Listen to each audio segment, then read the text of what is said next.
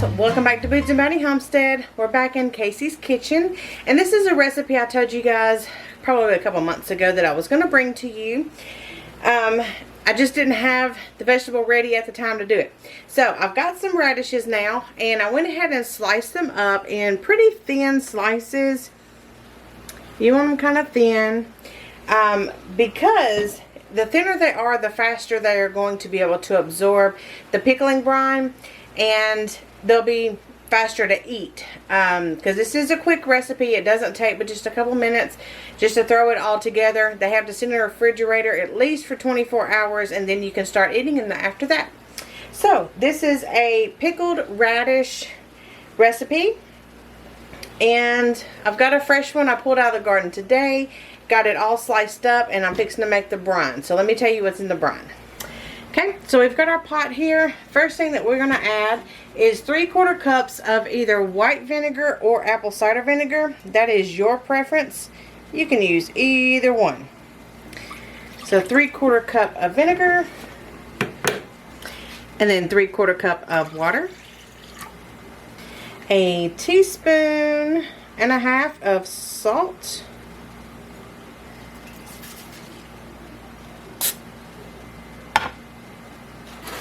3 tablespoons of honey,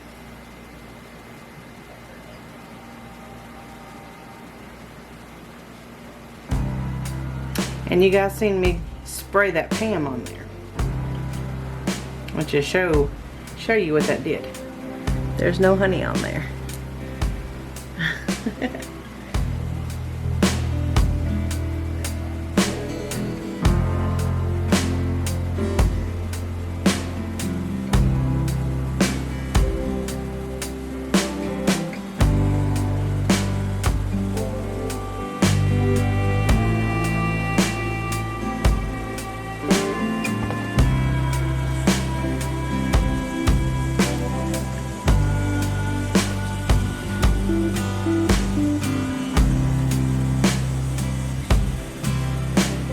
You guys see that? It just comes right out. Alright, we're going to heat this, and I'm going to get a whisk in just a second. Go ahead and stir this up and let it dissolve. I'm going to start on about medium high, but not let it get too hot.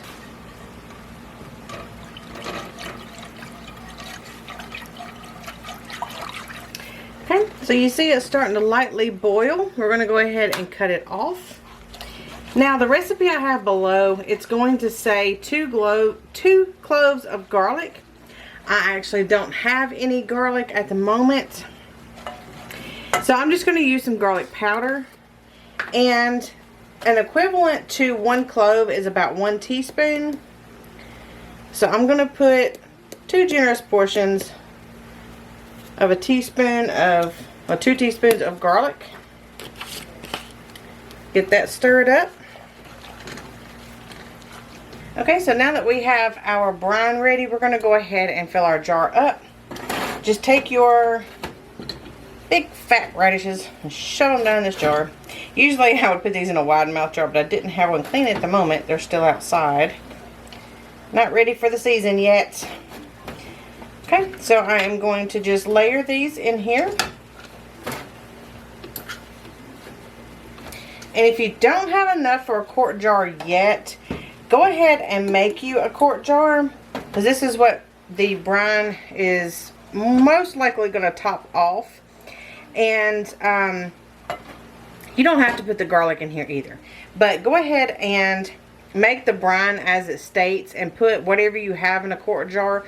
Go ahead and fill it up, because once you eat the radishes out of here, you can put more in there and just keep reusing the brine for several weeks.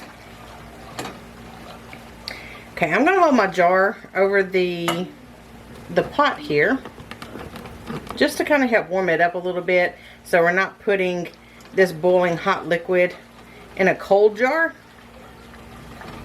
because that will cause it to crack. So it's warming it up as I'm stirring.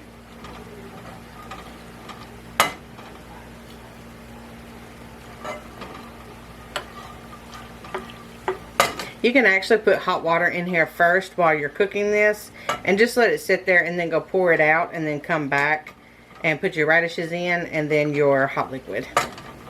Either or. But I'm stirring this to try to let it cool down just a little bit. I've already cut it off. Okay, I think our jar's gone. Doing good now. And if you want, guys, you can always temper it just a little bit by pouring a little bit in there and then sloshing it around and warming the jar up itself. See if I can pour this left-handed for you guys without making a mess.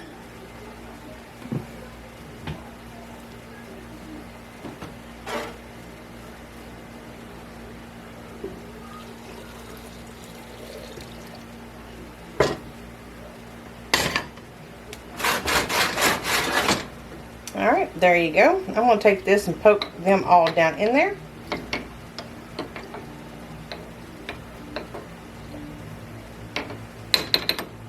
And I've actually got a couple more radishes I am going to harvest tomorrow and go ahead and put in here as well.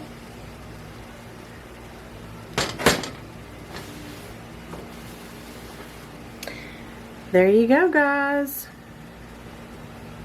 There is our pickled radishes.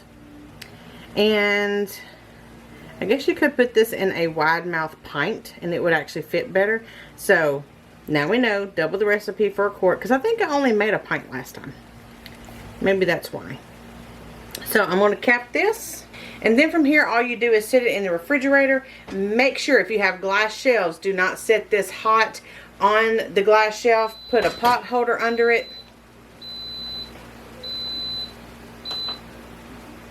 Or you can just let it cool off sitting on the stove for a few hours and then you can put it in the refrigerator. Just make sure that the hot jar does not touch your cold glass shelves because you will break them.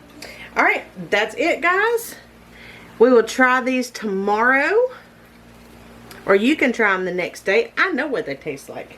But we really enjoy these because it doesn't have that harsh, spicy, sharp radish flavor. That sugar draws it out. The vinegar dulls it down.